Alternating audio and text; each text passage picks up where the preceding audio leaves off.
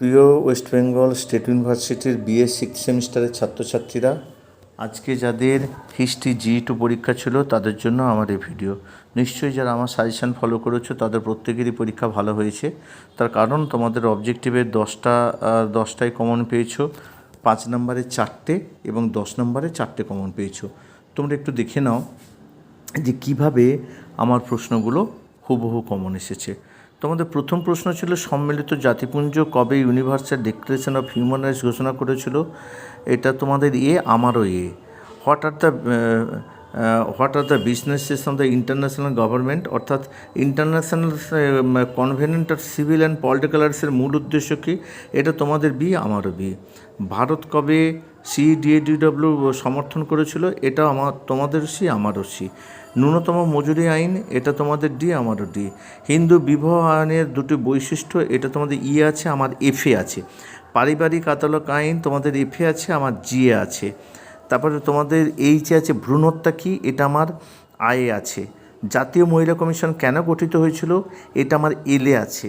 সম্মান রক্ষার্থে হত্যা কী, এটা আমার তোমার ওয়েতে আছে। আর তোমাদের আন্তর্জাতিক নারী দিবস কবে পালিত হয়? এটা আমার কেতে আছে।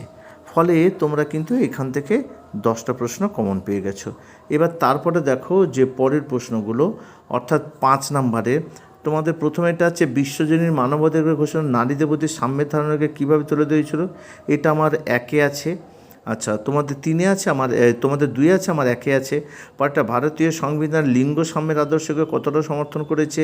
এটা আমার 2 আছে।